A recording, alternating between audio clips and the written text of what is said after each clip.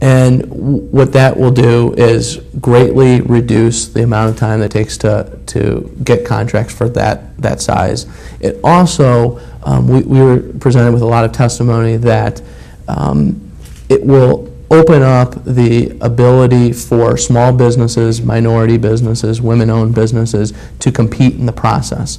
A lot of smaller businesses have a difficult time competing with the big box stores, if you will, in the sense that they can't wait 135 days. They can't keep that price set for 135 days.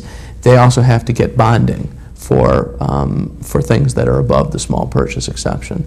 And I just think that by raising this, we have increased.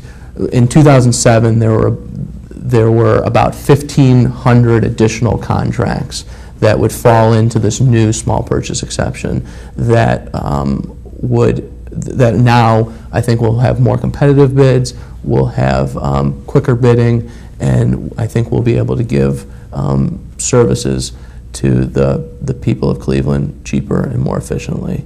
And I think it's just, I was very happy that council decided to put this on, because I will say it obviously is taking away a little bit of council's power. Before, they had to review a contract for $25,000. Don't know if I was on council that would be one of the things I would want to be spending my time doing, but it is a power that they had that they were willing to give up, I think, for the benefit of the people of Cleveland. Let's take it. You sure? Go ahead. Yeah. Matt gave an excellent example. And another part of that same ballot initiative would allow us to integrate the process of procuring public improvement contracts. Right now, the charter requires that the design phase of a public improvement project is separate from the construction phase. And we know now that with changes in technology and construction and the engineering field, a lot of these processes in private industry they're melded from the beginning. So another part of that ballot initiative will allow what many of you may know of as design build, as opposed to the standard bid out of contract, get a general contractor, they get their subs, and then you start the project. So that's another example of looking at things that are amenable to the business and construction communities. If I could add another point, though, we got a lot of great suggestions from people throughout the process. A lot of the issues that people raised are not charter issues. They're not things that are contained in the city charter or governed by the city charter. They would come under codified ordinances or the city's administrative or regulatory procedures. And to that end, the mayor does have an operations efficiency task force that's been in place since he took office, where individuals are looking at every single department within the city and reviewing their procedures and the processes and the way things are done. And a lot of changes that can be made that will improve the way the city operates can be done without trying to put something on the ballot to change the charter. So, we're one part of the piece of looking at how do we improve our government, but there are other things that are going on as well.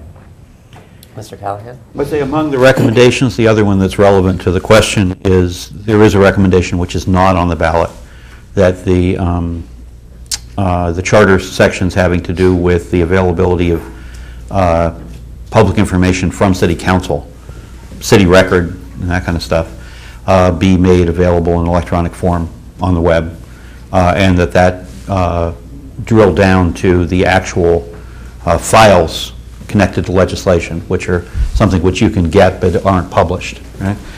And I mean that was something that everybody supported, and the council clerk is back there nodding, and I think it's something I think everybody recognizes needs to happen. And so we clarified, our recommendation was to clarify in the charter that was in fact and acceptable and is part of the process of public information on the council side. I don't think we actually had a lot of stuff that fits in that category on the administration side. There is a recommendation, which is not a recommended change in the charter, but we actually made two policy recommendations. One of them was that really is part of the process of council reduction, that council and the administration should create a new kind of regional, sub-regional within the city and across departmental lines planning and budgeting process, so that you would have the ability of the public to interact with people from the various departments and from council in a coherent way that broke through all the silos to talk about neighborhood priorities and service priorities on a geographic level, so that you have consistent district strategy discussions, maybe just the police districts with everything reorganized into that section. Anyway, it's a recommendation. I can't even remember what we called these entities, neighborhood planning commissions or something. But the concept was, let's make better use and a more coordinated use and more collaborative use of the various city structures that we have, including both the legislative and the administrative. It's been recommended to council to carry that out, but it's not a charter issue and would not require a vote of the people to do it. Let's turn that to another question in the audience. Good afternoon. First of all, let me preface this by saying that I believe in governing versus efficiency. The problem is that government is trying to become a corporation. And if we look now on the news, you have Lehman Brothers, and the government is saving Lehman Brothers. So I think it's more important that government becomes more responsible about governing. Efficiency is important, but we have to remember that this is a public good. And what's exercised and done for the good of people has to be of the utmost concern. And to do it efficiently, yes, but to take away from the process of representation for the residents, I believe that is a great violation of what people are living for in this community and trying to improve their quality of life. It's just really something that we need to, I think, pull back and consider. And with that, I'd like to know what in print, what document drives this reduction in council? What law says that because the city's declined, what makes this have to take place? And secondly, what is a best practice that is in existence about council reduction? Because what I've studied over the past few years is a number of cities have gone to regional city executives, city managers, and there are still large organizations or governmental entities that develop that encompass more representation of people and become larger and even spend more money. So I really want to know if you could deal with those two questions for me. Councilwoman Cleveland? Certainly. To my knowledge, there is no document that mandates reducing city council or what city council will look like. City council is local government, and the local government is wherever you are, whether that's Cleveland or that's Akron or it's Shaker Heights or it's Detroit or Pittsburgh.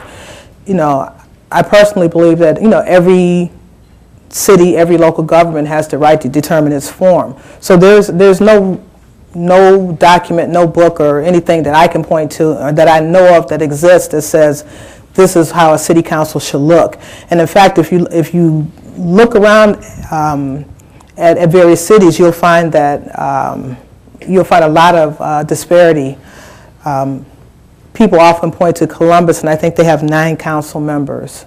For a metropolitan area that's a lot larger than ours. And then you look at the city of Canton, which I think has 78,000 people and 12 council members, a much larger ratio than we have. There are cities like Indianapolis who have slightly smaller councils, cities like St. Louis with larger councils. And I think it is a matter of self-determination. I believe the people in the community have a right to determine what their government looks like, what level of representation they'll have. I agree with pretty much what you said. Mr. Silversten? I think this is something Bill and I have talked about many times. I think the question isn't how many representatives you have or what have you. And I think that's kind of what you were getting at. I think the issue is, what do you want from your city government? I am actually a proponent of changing the way that city council operates right now.